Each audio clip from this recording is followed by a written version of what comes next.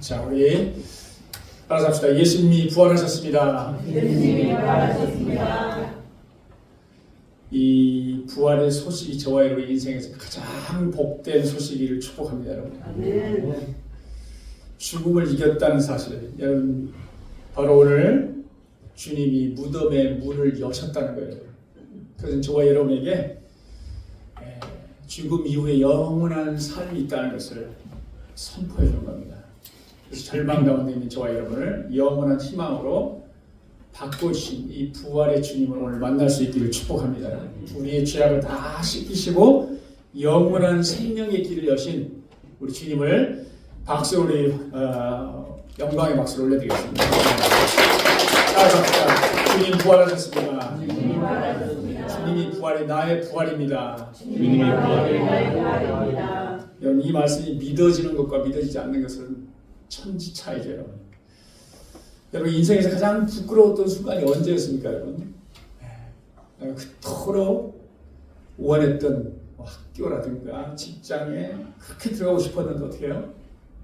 능력이 안 돼서 막힌 거예요. 또 내가 반드시 이 약속은 지키겠다 라고 모든 사람에게 다 선포했는데 그 약속을 지키지 못했어요. 얼마나 부끄러울까요, 여러분? 또는 나의 실수라든가 나의 잘못, 나의 연약함으로 인해서 우리의 가장 주변의 소중한 사람들을 실망시켰을 때 그때 우리는 정말 괴롭죠, 여러분. 자, 오늘 베드로가 바로 그런 사람이었어요. 베드로가 뭐라고 했어요, 여러분? 모든 사람이 주를 버릴지라도 나는 어떻게 해야겠다고요? 나는 결코 주를 버리지 않겠습니다. 세상 모든 사람이 다 버려도 나는 절대 주님을 배신하지 않습니다. 라고 호언장담했어요, 여러분. 그런데 여러분, 그 자신감이 한 번에 무너져 버렸어요.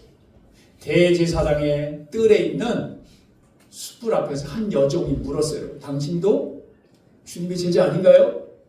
그때 주님 베드로가 뭐라고 합니까? 네, 그냥 아닙니다. 이 정도가 아니에요, 여러분. 세 번씩 어떻게 했어요, 여러분? 저주하면서, 우리 그러잖아요. 내가 손에 장을 짓는 이렇게 하잖아요, 여러분. 저주하면서 뭐 했다고요? 맹세하면서 예수님을 뭐 했다고요? 부인했어요. 네. 그때 닭이 딱 울었죠, 여러분. 닭이 세 번 울고 나서 베드로가 어떻게 했습니까? 밖으로 나가서 심히 통곡했다. 그러니까 이 베드로의 이 통곡의 울음소리는 단순히 슬프다 이 정도 아니에요. 어떤 상태이죠? 그의 영혼이 완전히 산산조각이 난 상태이죠.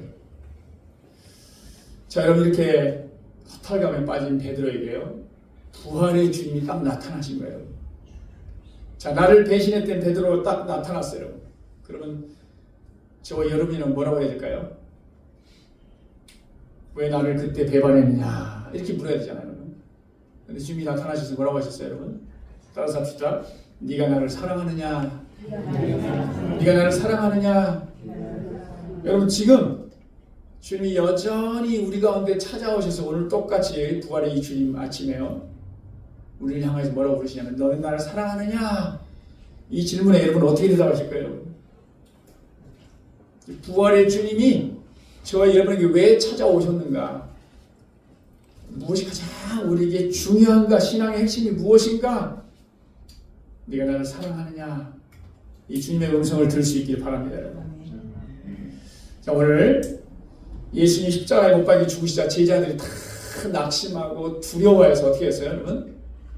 시에 빠져서 베드로가 이렇게 말합니다. 나는 물고기 잡으러 고향으로 갈 거야. 그때 이 다른 제자들이 우리도 너와 함께 같이 가겠다. 그래서 하는 이 주님이 제자들 부르신 그 부름의 사명이 있었잖아요. 나를 따르라 라고 불렀던 그 사명을 다 잊어버리고 어떻게 했어요? 이제 끝난 거예요. 주님이 죽으셨잖아요, 여러분. 너무 허망해가지고 고향 갈릴리로 가서 바닷가에 가서 고기 잡으러 돌아간 거예요. 자, 그래서 고기 잡으러 그날 밤에 베드로와 제자들이 밤새도록 그물을 내리고 고기 잡았는데 어떻게 됐어요? 한 마리도 잡지 못했다는 거예요. 그렇지 않아도 마음이 완전히 비어있는데 고기도 안 잡혀요. 내 인생이 허무한데 우리 삶에서 우리가 원하는 것도 이루어지지 않아요, 여러분.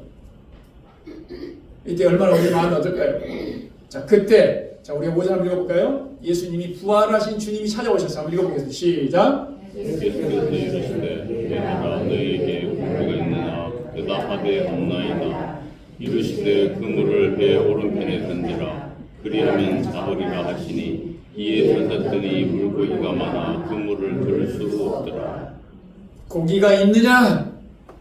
고기 많이 잡았느냐? 그랬더니 뭐라고 그래요? 네, 한 마리도 잡지 못했습니다. 그래서 그 부활의 주님이 어떻게 했다고요? 그물을 어디 던지라고요? 배 오른편에 던지라 그리하면 잡으리라. 그래서 그대로 순종했더니 어떻게 하면 많은 물고기를 잡았다. 여러분이 많이 들어본 얘기죠, 여러분. 뭐가 가장 중요할까요, 여러분? 여러분 주님의 말씀에는 권세가 있어. 그분은 하나님이시죠, 여러분.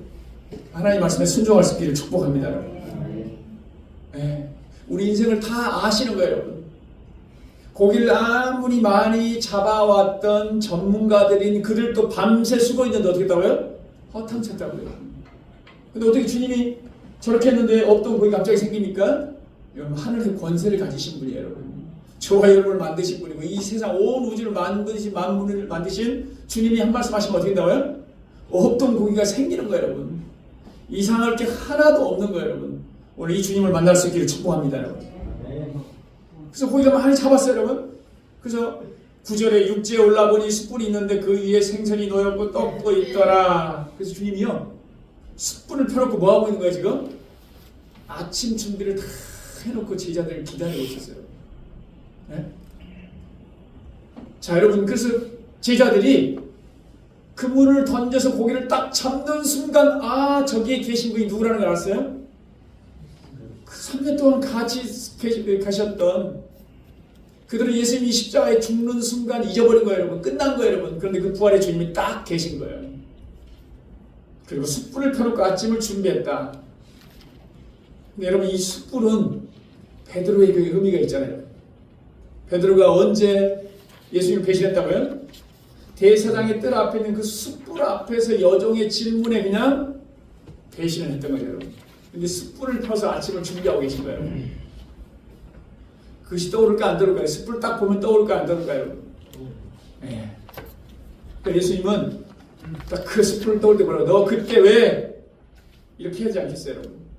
네가 내 수제자였는데 어떻게든 그럴 수가 있니? 그런데 지금 뭘 준비했다고요? 따뜻한 밥을 준비하고 계셨다 그 말이에요, 여러분.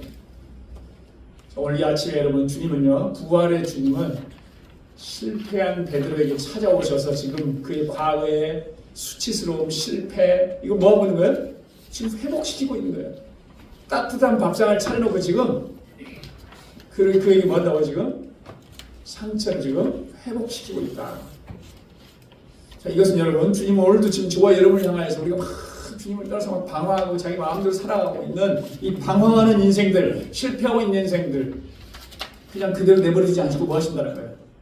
우리에게 찾아오셔서 우리의 허무한 마음을 어루만져 주시고 우리의 모든 상처를 싸매 주시기 위해서 찾아오신다는 거예요, 여러분.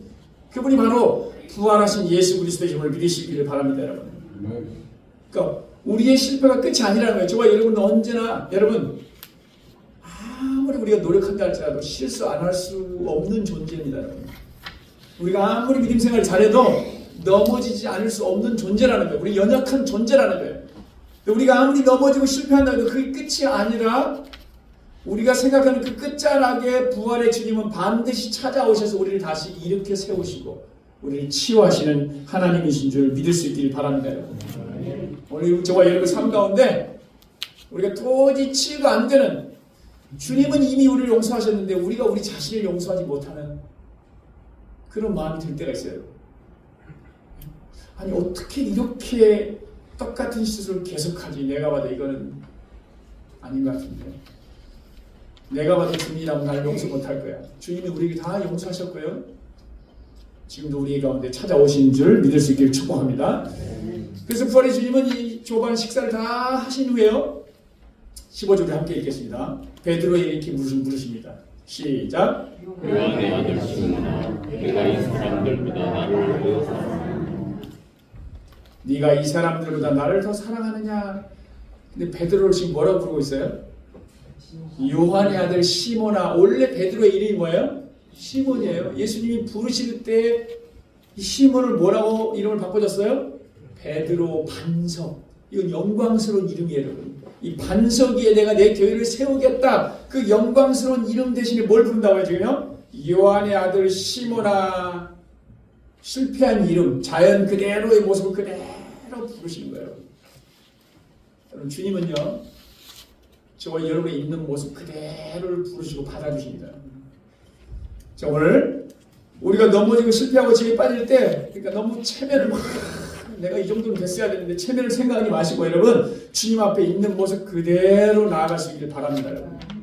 모습 그대로 받아주신다는 거예요.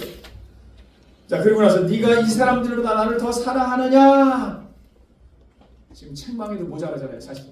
네가 어떻게 나를 배신할 수 있느냐? 주님 우리 실패보다 뭘 지금 먼저 보신다는 거예요? 사랑을 먼저 보시는 거예요. 지금 이 질문은 바로 뭐 하는 겁니까, 여러분? 베드로의 과거를 정지하는 것이 아니라 지금 베드로를 새롭게 하시겠다는 거예요. 자, 어떤 질문이에요, 여러분? 다른 제자들이 원래 여러분 이 말씀은요 많이 들어봐서 알지만 세 가지 이 정도 설명을 하는 거예요. 이렇게 있잖아요. 네가 이 사람들보다 나를 더 사랑하냐? 누구죠, 이 사람들이? 제자들이잖아요, 제자들. 그 제자들과 비교해서 제자들이 나를 사랑하는 것보다 네가 나를 더 사랑하냐 이렇게 묻고 있는 거죠, 여러분. 또 하나는 네가 이 제자들을 사랑하는 것보다 나를 더 사랑하느냐? 여러분 이것은 무슨 질문이에요, 여러분? 이 말이죠. 주님이 지금도 우리에게 묻고 있는 거예요. 너 이 사람보다 나를 더 사랑하느냐? 여러분 이 사람들이 누구겠어요, 여러분? 우리의 소중한 사람들 있잖아요. 우리 가족들 있잖아요. 우리 배우자가 있고 가족들이 있고 자녀들이 있고 부모가 있잖아요. 주님은 똑같이 물으시는 거예요. 네 가족보다 가장 소중한 네 가족보다도 나를 더 사랑하느냐? 이거 사랑의 우선순위 말하는 거예요, 여러분. 여러분 하나님은 질투의 하나님이시죠? 하나님 우리가 다른 어떤 사람보다도 누구를 더 사랑하기 원하세요? 예, 주님을 더 사랑하기 원하신 거예요, 여러분. 우선순위에 묻고 있는 거예요, 여러분. 그래서 주님은 우리에게 하나님을 사랑하라 할 때도 그냥 하나님을 사랑하라 그냥 하나 치고 뭐라고 합니까? 너는 마음을 다하고 목숨을 다하고 성품을 다하고 힘을 다하여 너희 하나님을 사랑하라 이렇게 나오거든요.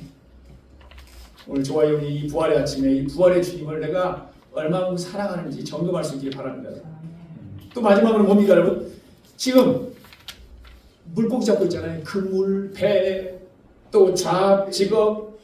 그러니까 한마디로 이 세상의 어떤 것보다도 나를 더 사랑하느냐? 우리 자신을 잘 돌아보면요, 우리가 주님보다 더 사랑하는 것이 있지 않는지 살펴보시기 바랍니다. 때로 우리가 뭐예요? 우리 자녀들을, 아니 우리 취미들, 내가 하는 사업들, 그렇잖아요. 내가 좋아하는 거 있잖아요. 이런 걸 더 좋아할 수 있는 거죠. 근데 주님보다 더 좋아하는 건 뭡니까, 여러분? 그걸 우상숭배라고 합니다. 우상. 그냥 뭐 나무 세워놓고 비나이다 이게 아니고 여러분 눈에 보인다는 게 아니라 눈에 보이지 않더라도 뭐예요? 우리 마음속으로 하나님보다 더 사랑하는 게 그게 뭐라고요? 그게 우상숭배예요. 자, 오늘 이 말씀 속에서는 문맥상 첫 번째가 가장 자연스러워요. 지금 주님 묻는 거예요, 베드로에게. 너 이 제자들보다, 이 제자들이 나를 사랑하는 것보다 네가 나를 더 사랑하느냐? 왜 이런 질문을 할까요, 여러분? 여러분, 베드로는 어떤 사람이었어요? 항상 그랬잖아요. 다른 사람이 다 주를 배신한다 할지라도 나는 절대로 주를 배신하지 않겠습니다. 그 말은 무슨 말이에요? 나는 다른 누구보다도 다른 어떤 제자보다도 주님을 더 사랑하고 주님께 더 충성합니다. 이렇게 말했잖아요. 그래서 지금 묻는 거예요, 여러분. 여전히 네가 나를 다른 사람보다 더 사랑하느냐? 네 충성심, 나에 대한 충성심이 다른 제자들보다 더 강하느냐? 자, 여러분이 지금 이 베드로가 진짜로 회복이 되기 위해서는요, 베드로가 누구인, 자신이 누구인지를 지금 알게 해주시는 거예요. 이걸 직면하다고 해요, 직면. 네? 그러니까 자신이 어떤 존재인지 우리 알아야 돼요, 여러분. 베드로는 어떤 사람이었어요? 자신감이 충만했던 사람이에요. 나는 절대 실수할 수 없는 사람이라고 생각한 거예요. 자신을 어떻게? 과대평가한 거예요. 여러분 우리 자신에 대해서 여러분 두 가지를 다 알아야 됩니다. 하나는 여러분 과대평가해서는 안 됩니다. 또 하나는 과소평가해서도 안 됩니다. 여러분 무슨 말입니까 여러분? 우리는 연약하지만 근데 주님 우리를 뭐라고 했어요? 우리는 정말 소중한 사람이라고 주님 말씀해 주시는 거예요. 나는 약하지만 나는 소중한 존재예요. 우리는 우리 정체성을 주님 안에서 형성이 되어야 되는 거예요. 자, 그래서 옛날에 이 베드로가 막 큰 소리를 친 거예요. 지금도 그러잖아요. 사람들 막 큰 소리 치잖아요. 책임을 안 지면서 막 자신감을 막 이렇게 큰 소리 치잖아요. 여러분. 그러면서 책임을 지지 않죠. 여러분. 자, 그 대답을 물었어요. 네가 이 사람들과 나를 더 사랑하냐 물었더니 15절 뭐라고 대답합니까? 시작. 이르되 주님 그러하나이다. 내가 주님을 사랑하는 줄 주님께서 아시나이다. 저 뭐라고 대답한 거예요, 여러분? 자신 있게 대답한 겁니까 지금 여러분? 아니죠, 여러분. 옛날 같았으면 어떻게 했어요? 당근이죠. 주님 그걸 말이라고 하십니까?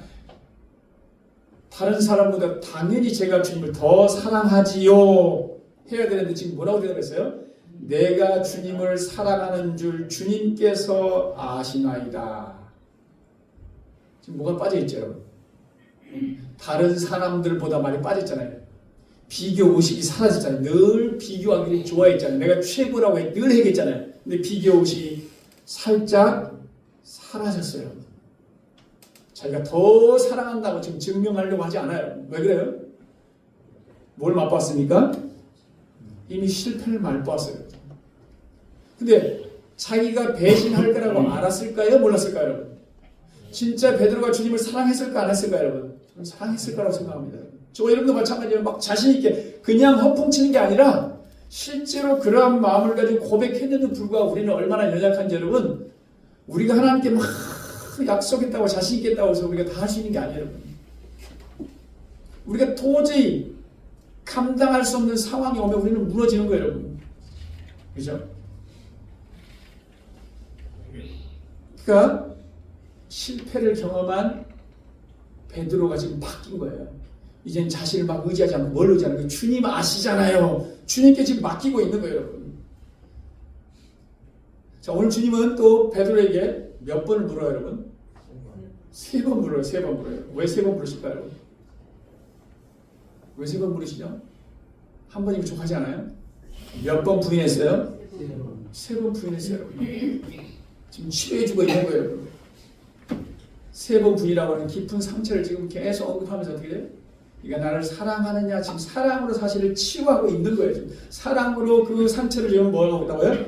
덮어가고 있는 거죠, 여러분. 우리도 마찬가지예요, 여러분. 우리가 상처가 막 깊어지면 깊어질수록 어떻게 해요? 더 많은 사랑이 필요한 거죠. 우리 시간이 걸린단 말 하잖아요. 그러니까 주님은 지금 베드로를 지금 정지하는 게 아니라 뭐예요? 베드로와의 관계를 지금 회복시키고 있는 거예요. 여러분 베드로전서 몇 장입니까? 베드로전서 4장 8절에 이래 나오죠. 무엇보다 뜨겁게 서로 사랑할지니 사랑은 허다한 죄를 덮느니라. 자꾸 사랑을 얘기하는 건 뭐라고요? 베드로의 상처를 지금 계속 덮어오고 있는 과정이죠. 저 여러분 마찬가지예요. 우리의 상처를 하나님 앞에 계속 꺼내놓아야 돼요. 아무렇지도 않는 척 하시면 안 됩니다, 여러분. 그러면 그대로 있는 거예요. 그 상처는 그대로 있는 거예요. 내가 이 상처 다 있어요, 여러분. 없다고 하면 거짓말입니다, 여러분. 우리 속에서 남아있는데 특히 크면 클수록 자꾸 나타나는 상처가 있다고 하면 주님 앞에 그대로 아뢰야 돼요, 여러분. 주님께 그걸 아뢰드릴 때, 올려드릴 때 주님께서 주님의 사랑으로 우리 상처를 덮어주실 줄 믿습니다, 여러분. 아멘. 네. 자, 주님은 3번씩이나 계속 물었는데요. 근데 이 사랑이라는 단어를 여러분 우리가 몇 번 들어봤을 거예요, 여러분. 우리 헬라어로 사랑이라는 단어 뜻이 몇 가지가 있어요, 여러분. 우리가 아는 것처럼 아가페 사랑이 뭡니까, 여러분? 이거는 헌신적이고 조건 없는 하나님의 사랑을 말하는 거예요, 여러분. 그 다음에 에로스 사랑, 남녀 간의 사랑을 말하죠. 필레오 사랑, 우리 친구 간의 우정을 말하기도 하고 형제 간의 사랑도 말해요. 근데 주님이 오늘 3번을 질문하시는데요. 첫 번째와 두 번째 질문은요, 아가페로 부르셔요. 너 나 사랑하니? 아가페 사랑으로 나를 사랑하니? 네 주님 이렇게 해야 되는데 대답 못해요. 네 주님 아시잖아요 할 때요. 이 베드로가 답변한 사랑은 뭐냐면 필레오 사랑을 말하는 거예요. 주님은 헌신적으로 너 나 사랑하지? 그랬더니 물론이지 이렇게 당연히 이렇게 해야 되는데 뭐라고요? 형제들 우정의 사랑으로 자기가 할 수 있는 최선의 사랑을 하고 있다 그 말이에요. 근데 주님이 기대에 대한 답은 아니에요. 자, 그런데 여러분 두 번째까지 계속 물으시다가 주님이 세 번째 가서는요, 주님이 네가 나를 사랑하느냐 할 때 이게 아가페가 아니라 필레오 사랑으로 물으십니다. 무슨 말입니까 여러분? 그러니까 주님은 눈높이를 지금 누구한테 맞추는 거예요? 여러분? 베드로에게 지금 맞추는 거예요. 그러니까 지금 내가 너를 사랑하는 그 아가페 사랑으로 하지 않는다 할지라도 너는 진정으로 그 필레오라도 나를 사랑하는 게 맞느냐 이렇게 묻는 거예요. 여러분 17절 한번 읽어볼까요? 우리 17절 우리 다 함께 읽어봅니다. 17절 시작. 내가 나를 사랑하느냐 하시니 주께서 세 번째 내가 나를 사랑하느냐 하시므로 베드로가 근심하여 이르되 주님 모든 것을 아시오매 내가 주님을 사랑하는 줄을 주님께서 아시나이다. 네, 근심하면서 주님 모든 것을 아시오니 내가 주님을 사랑한 줄 아시나이다. 제가 할 수 있는 것은 주님을 친구로서 사랑하는 것뿐입니다. 제가 주님이 나를 사랑하는 것처럼 그런 하나님의 사랑을 내가 할 수 없지만 제가 주님을 필레오로 사랑하는 줄 주님께서 아십니다. 깨어지고 나니까 지금 어떻게 해요? 베드로가 지금 더 성숙해졌죠. 나의 사랑이 얼마나 깨지기 심자를 깨닫게 되면 바로 이 베드로가 자신감이 넘쳤는데 이제 어떻게 된다고요? 그렇게 대답은 못하지만 주님 제가 그래도 제가 사랑하는 아시잖아요. 진실한 고백을 지금 하고 있는 거예요. 그러니까 예수님은 베드로의 연약한 사랑의 분량도 그대로 뭐였냐면 수용하시겠다는 표현입니다. 그러니까 주님이 지금 계속해 드리는 거예요. 나는 너를 아가페로 사랑하는데 왜 너는 나를 아가페로 사랑하지 못하느냐 막 책망하는 게 아니라는 거예요. 여러분. 우리의 눈높이를 그대로 맞추셔서 괜찮다는 거예요. 그러니까 여러분 지금 여러분이 주님이 말씀하시는 그 아가페 사랑을 하지 못한다 할지라도 여러분 제가 할 수 있는 최선을 주님을 사랑합니다. 주님은 뭘 듣기를 원하신다고? 이 고백을 우리에게 듣기를 원하신다는 거예요. 우리에게 막 완벽한 사랑을 요구하는 게 아니에요. 여러분. 주님이 우리에게 도대체 뭘 원하시는 우리 연약한 모습을 그대로 다 아신다는 거예요. 중요한 거는 네가 나를 사랑하냐 할 때 주님 제가 주님을 진심으로 사랑합니다. 우리 이 고백이 우리의 고백이 될 수 있기를 축복합니다. 여러분. 그 작은 마음 하나면 충분하다는 거예요. 근데 이 고백조차 우리가 하기가 쉽지 않을 때가 있다는 거예요. 그래서 우리는 날마다 여러분 부족하지만 그 주님의 사랑을 기억하면서 제가 주님을 사랑합니다. 이 고백을 통해서 부활의 주님이 우리에게 부어주시는 더 큰 사랑을 체험받기를 주의 이름으로 축복합니다. 그러니까 여러분 우리 자신을 아는 게 정말 중요한 거예요. 내가 누구인가? 아까 베드로가 직면했다고 하잖아요. 자, 독일의 신학자 이 디트리히 본헤퍼라는 사람이 이런 고백을 했어요. 나치 수용소에 들어가면서 이런 시를 쓴 거예요. 나는 누구인가? 그러니까 사람들이 나를 알고 있는 것과 내가 나를 아는 것이 다른 거예요, 여러분. 자, 나치 수용소에 들어있어요, 여러분. 그 사람들은 뭐라고 하냐? 내가 담대하다고 그리고 평안하다고 말한다. 와, 저 사람은 저런 수용소에 들어가서도 야, 어떻게 저렇게 담대하지? 어떻게 저렇게 평안을 누리지? 그렇게 사람들이 나를 알고 있다는 거예요. 그러나 나는 나 자신을 안다. 나는 두렵고 떨리며 마치 새장에 갇힌 새처럼 자유를 갈망하고 있다는 거죠. 저 사람들은 나를 다르게 알고 있는데 나는 뭐라고요? 이 감옥에서 두려움에 떨고 있다는 거예요. 새장에 갇힌. 나는 누구인가? 사람들이 보는 그 사람인가? 아니면 내가 아는 이 사람인가? 주님, 당신은 아십니다. 나는 당신의 것입니다. 그러니까 베드로의 고백이 이런 고백이라는 거예요. 주님 아시잖아요. 나를 아시잖아요. 다른 사람들이 저를 이렇게 알지만 당신은, 주님은 내가 어떤 마음인지 아시잖아요. 자, 그래서 주님은 우리 신앙의 핵심이 뭐냐면 우리가 어떤 능력이라든가 달란트라든가 무슨 여러 가지 은사를 갖고 있는 거 더 중요한 건 우리에게 필요한 뭐라고요?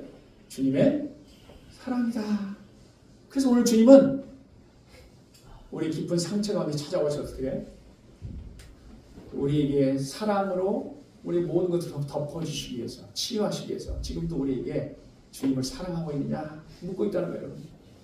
오늘 부활의 주님 만나시고 주님이 우리를 얼마나 사랑하시는지, 그리고 주님이 우리에게 가장 요구하고 원하시는 게 무엇인지, 주님 사랑합니다, 이 고백이 회복될 수 있기를 제 이름으로 축복합니다. 아멘. 자, 우리 베드로에게 사랑 고백을 들은 다음에요, 주님이 이제 마지막으로 말씀하십니다. 우리 다음 구절 보겠습니다. 우리 시작. 내 양을 치라. 내 양을 먹이라. 예. 베드로가 어떤 의미에서는 주님의 사랑으로 이제 회복이 된 거예요, 여러분. 그런데 여러분, 이 주님의 사랑은 단순히 우리를 위로하고 회복시키는 걸로 끝나는 게 아니라는 거예요. 저와 여러분이 상처 가운데 있었어요. 실패 가운데 있었어요. 근데 주님이 우리를 어루만져서 우리가 다 치유되었어요, 여러분. 할렐루야. 이게 끝이 아니라는 거예요. 뭐라고 합니까? 내 어린 양을 먹이라, 내 양을 치라, 내 양을 먹이라. 반드시 주님의 사랑으로 회복을 입은 사람은 뭐가 주어진다는 거예요? 따라서 사명이 주어진다. 사명이 주어진다는 거예요. 여러분, 주님이 왜 우리를 구원하셨습니까, 여러분? 우리를 사랑하시기 때문이죠, 여러분. 그러니까 주님의 사랑으로 우리가 구원을 받은 거예요, 여러분. 근데 그것으로 끝나는 게 아니라는 거예요. 네가 구원을 받았다면 주님이 우리를 구원하신 목적은 뭐라는 거예요? 그 사랑을 나타내라는 거예요. 이게 우리의 사명이라는 거예요. 사명이라는 거예요. 주님이 나를 구원해 주셨어요. 주님이 내 상처를 다 씻어 주셨어요. 내가 완전히 인생의 바닥에 내려갔을 때 주님이 나를 건져주셨습니다. 회복이 된 거예요, 여러분. 그리고 나서 그 다음에 뭐 한다고요? 우리에게 사명을 주신다는 거예요. 사명을 주신다는 거예요, 여러분. 예. 주님께서 여러분에게 복을 주셨습니까, 여러분? 그 다음 그 복에는 사명이 있는 줄 믿으시기 바랍니다. 그 복을 뭐 하라고요? 나누라는 사명이에요, 여러분. 그냥 우리를 엄청 사랑하시고 그냥 복만 주고 끝나는 게 아니라, 아, 주님이 나를 사랑하신 나에게 복을 주셨구나. 그래서 주님이 나에게 어떤 삶을 주셨다는 거예요. 그 복을 뭐라고요? 나누라는 거예요, 여러분. 여러분 사업장에 복을 주셨습니까, 여러분? 아, 내가 다 해냈다고요? 주님이 주신 줄 믿으시고 그 복을 나눌 수 있기를 축복합니다. 하나님께 영광을 돌리는 거예요, 여러분. 그러한 인생들에게 주님은 끊임없이 찾아가서 더 많은 걸 맡기시는 거예요. 더 많은 사람들에게 더 많이 맡긴다고 그랬잖아요. 주님은 더 충성스러운 자에게 더 많이 맡기는 거예요. 충성스럽지 않으면 뭐 한다고 주님께서? 맡겼던 걸 다시 회수한다니까요, 여러분. 이걸 꼭 기억할 수 있기를 바랍니다, 여러분. 지금 주님 말씀하시는 거예요, 여러분. 다 사명을 위한 거라는 거예요, 여러분. 예수님께서 당신의 핏값으로 살리신, 주님께서 가장 소중히 여기시는 그 주의 양들을 누구에게 맡기셨다고요? 베드로에게 맡겼어요. 이 엄청난 사명을 주시기 위해서 베드로에게 계속해서, 너 왜 그때 나를 배신했지, 너? 그러면 안 되는데, 이게 아니라 뭐랬다고요? 너 나를 사랑하느냐? 계속 물으시는 거예요, 여러분. 근데 이 사명은 여러분, 목회자에만 주어진 게 아니에요, 여러분. 구원받은 우리 모두에게 주어진 거예요. 주님이 우리에게 사명을 주셨다는 걸 여러분 기억할 수 있길 바랍니다, 여러분. 오늘 주님의 사랑을 입은 자들은 반드시 사명이 주어졌다. 내 양을 먹이라. 이 주의 음성을 들을 수 있기를 축복합니다, 여러분. 그래서 우리 이 사명은 아무나 할 수 있는 게 아니라 주님의 사랑을 받은 자들만이 할 수 있는 거예요. 사명보다 더 먼저가 뭐예요? 순서가 중요한 거예요. 주님의 사랑을 말하는 거예요. 우리가 주님의 사랑을 받지 않고서는 내가 아무리 많은 사명을 받아서 사명을 감당하기 어려워요, 여러분. 저와 여러분이 주님을 사랑하면요, 봉사할 때 기쁨이 오는 거예요, 여러분. 예? 섬길 때 기쁨이 온다니까요, 여러분. 근데 주님을 향한 사랑이 식어버리잖아요, 여러분. 내가 지금 뭐 하고 있지? 내가 왜 지금 돈 들이고 있지? 왜 내가 시간 들여 내 몸을 내가 왜 지금 피곤하게 하고 있지? 내가 지금 뭐 하고 있지? 어느 순간 이런 생각이 들었다면 그건 무슨 말입니까, 여러분? 주님의 사랑이 식어진 거예요. 여러분, 주님의 사랑으로 충만해질 수 있기를 축복합니다. 아멘. 주님을 사랑하십니까? 우리 부활의 주님이 저와 여러분이 묻고 있는 거예요, 여러분. 예. 부활절에 우리가 회복돼야 할 게 무엇인가? 너는 나를 사랑하느냐? 내 양을 치라. 누구의 양이라고요? 주님의 양이에요. 베드로의 양이 아니에요. 교회도 마찬가지로 뭐라고요? 이 교회가 여러분 목사님 열심히 하시면 되죠. 이게 아니에요. 뭐라고요? 우리 모두가 뭐예요? 교회의 지체이고 교회의 머리는 누구라고요? 예수님. 이 교회는 누구라고요? 예수님 거예요. 그러니까 우리가 교회를 소중히 여겨야 돼요, 여러분. 나 때문에 소중히 여기는 게 아니라 여러분, 우리에게 생명을 주신 그 핏값으로 주고 사신 그리스도의 몸, 이게 바로 교회이기 때문에 교회를 사랑하는 자에게 주님이 함께 하실 수밖에 없는 거예요. 왜? 주님은 교회를 통해서 일하시기 때문에 그런 거예요, 여러분. 그러니까 교회를 사랑하는 자에게는 그러니까 주님을 사랑한다는 교회를 사랑과 같은 거예요, 여러분. 교회를 사랑하는 자에게 주님은 복을 주시는 거예요. 누구에게 복을 맡기는 거예요, 여러분? 주님을 기쁘시게 하는 자에게 복을 맡길 거 아니에요. 내 양을 먹이라. 여러분, 저와 여러분이라면 내 양을 먹이라 이 소중한 교회를 누구에게 맡기겠어요, 여러분? 능력자에게 맡길 거예요? 아니면 실패자에게 맡길 거예요, 여러분? 누구에게 맡기고 싶습니까, 여러분? 능력자 아니에요, 여러분? 근데 지금 누구에게 맡기고 있는 거예요? 베드로, 실패했던 베드로. 왜 이 실패했던 베드로 기회를 줬잖아요, 여러분. 세상에서도 기회를 줬는데 기대에 미치지 못해요. 그럼 어떻게 바꿔야죠, 여러분? 능력적으로 바꿔야 될 거 아니에요, 여러분? 근데 왜 주님은 바로 이 실패했던 베드로에게 찾아가서 그를 위로하고 그를 회복시키고 다시 그에게 이 사명을 맡기는가? 여러분, 이게 중요한 거예요, 여러분. 이게 우리 사람들의 생각과 다른 거죠, 여러분. 자신의 연약함을 뼈저리게 경험해본, 자신의 실패를 뼈저리게 경험해본 이 베드로만이 길 잃은 양을 긍휼히 여기셨다고 주님을 생각하신 거예요, 여러분. 저와 여러분이 실패해보고요, 깊은 좌절을 맛보게 될 때 그런 사람들을 긍휼히 여길 수 있거든요. 나는 한 번도 실패해본 적이 없어. 하느님만 나 너무 잘 돼요. 그런 사람의 양떼를 맡게, 여러분. 잘할 것 같죠, 여러분? 세상의 관점으로 능력쟁이 잘할 것 같죠, 여러분? 근데 하나님 나라의 방식은 완전히 다릅니다, 여러분. 하나님 나라는 우리의 능력으로 세워지는 나라가 아니에요, 여러분. 아니, 하나님이 능력이 있는데 굳이 하나님이 능력인 사람을 찾을 필요 있어 없어요? 저와 여러분이 능력이 없으면 능력인 사람을 찾는 게 필요해요, 여러분. 하나님은 능력이 가득하다니까요. 하나님이 필요한 사람은 뭐라고요? 어떤 사람이라고요? 능력 있는 사람이 아니라 긍휼히 여기는 사람, 사랑이 풍성한 사람. 그래서 너 나를 사랑하느냐?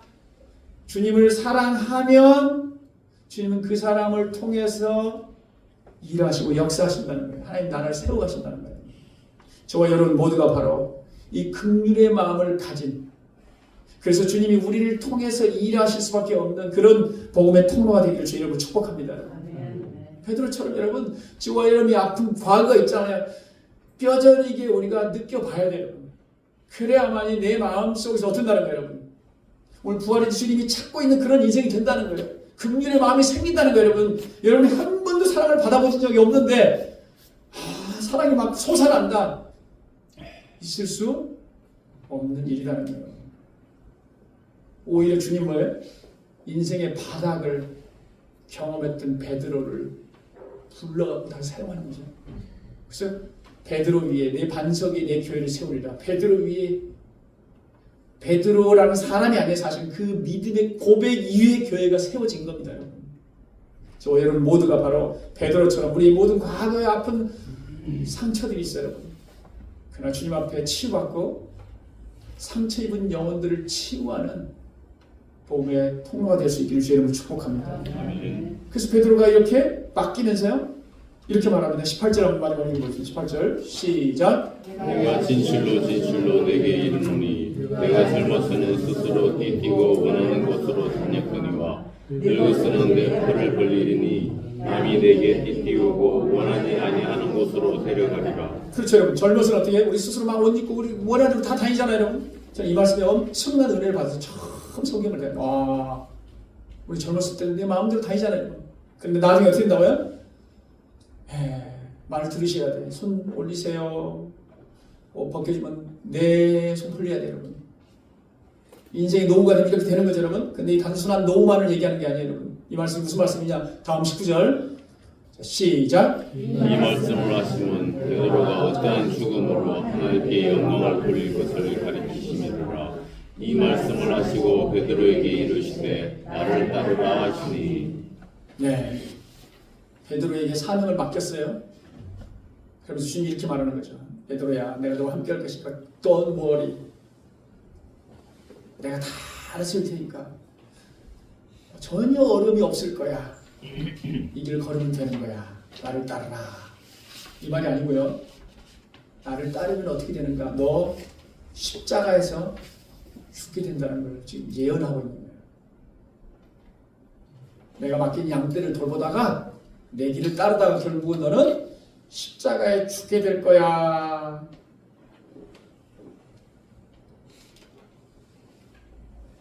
그러니까 이 신앙의 길은 단순히 그냥 아주 평탄하고 축복의 길만이 아니라는 걸 말해주고 있어요. 이 주님을 사랑하는 사람은 결국 주님의 길을 따르게 되는데 그 길이 결코 쉬운 일이 아니죠. 그런데 오늘 십자가에 죽는 것도 왜? 영적으로는 이거 암을 하는 게 아니라 영광의 길을 가게 된다. 그러니까 저와 여러분이 우리 앞에 어떤 얼마나 그 길이 험한지는 잘 모르지만 결국에는 평탄하지 않습니다, 여러분. 근데 아무리 험한다 할지라도 주님은 우리에게 말씀하시는 거예요. 그 길은 무슨 길이라고요? 영광의 길이라는 거예요. 영광의 길이라는 거예요. 우리가 시간이 흐르면 흐를수록 이 말씀이 더 와닿게 되는 거예요. 젊었을 때는 이 말이 들어올 리가 없죠. 지금 무슨 말이지? 내가 스스로 지금 옷도 잘 입고 내 마음대로 다니는데 무슨 말이지? 이렇게 되잖아요. 그렇죠? 나중에요. 실패자였던 이 베드로가 훗날 로마에서 십자가에 매달려서 순교를 당하는데요. 이런 일화가 있어요, 여러분. 거꾸로 매달려 죽었는데요. 그러니까 십자가에 죽는 게 영광이긴데 예수님이 십자가에 못 박히시고 나도 예수님처럼 똑같이 죽으면 이건 말이 안 되지. 내가 어떻게 그렇게 죽을 수 있지? 나는 거꾸로 매달려야 돼. 이건 사실인지 잘 모르지만 중요한 건 뭐라고요? 일단 순교를 당했어요. 그러니까 십자가에 거꾸로 매달려 죽을 때까지 그 순교를 당할 수 있었던 그 원동력이 무엇이었느냐. 그러니까 인생의 허탈감에 빠져있을 때 주님이 부활하신 주님이 그에게 찾아오셔서 뭐 한 거예요, 여러분? 그를 사랑으로 회복시켜 주신 그 압도적인 은혜 때문에 순교의 길을 걷게 되었다는 거예요. 여러분, 순교의 길은 저와 이러는 게 나도 가고 싶다 해서 될 수 있는 게 아니에요. 그 길이 아니죠, 여러분. 실패자였던 우리 베드로 하나님이 들어서 놀라운 역사를 일으켰다. 자, 마지막 예화 여러분. 일본의 전통 예술 중에 킨츠키라고 여러분 들어보세요. 킨츠키 기법이 있는데 여러분, 킨츠키 기법이 뭐냐면 도자기 있잖아요. 도자기가 여러분 도자기 공들이잖아요. 마음에 안 들면 어떻게 돼요? 깨트려 버려버리잖아요, 여러분. 근데 이 킨츠키라는 기법은 뭐냐면 그 틈, 금강 그 틈 있잖아요. 그걸 금으로 잘 메워가지고 아름다운 작품을 재탄생시킨다는 거예요. 그러니까 원래 쓰레기통에 좀 들어가야 되는데 뭐 되는 거예요, 지금? 이 킨츠키 장인 손에 딱 들어가지고 어떻게 해요? 이게 오히려 깨지지 않을 때보다도 뭐 했다는 거예요? 이전보다도 더 가치가 있는 작품이 됐다는 거예요. 그러니까 사실은 누구예요? 이 베드로는 깨진 그릇이었잖아요. 근데 주님 손에서 어떻게 작품이 된 거예요, 여러분. 그래서 베드로를 통해서 교회가 세워지게 되었다. 자, 여러분, 저와 여러분도 마찬가지로 우리 인생에도 세상 사람들이 우리를 바라볼 때 우리 스스로 우리 자신을 바라볼 때 도저히 나 같은 사람은 별로 쓸모가 없는 것처럼 보이는데 이런 생각이 들 때가 있습니다, 여러분. 그런데 우리가 부활의 주님 손에 우리 자신의 삶을 맡겨드릴 때 주님은 우리를 들어서라도 우리를 회복시키시고 상처를 다 싸매셔서 결국 당신의 구원 역사를 이루실 줄 믿습니다, 여러분. 저와 여러분의 이런 은혜가 있기를 주님을 축복합니다. 네. 자, 오늘 말씀을 마무리하면 여러분, 우리 안에 드러내지 못한 상처들로 인해서 부활의 주님 앞에 서면 여러분, 그 상처 때문에 모든 걸 다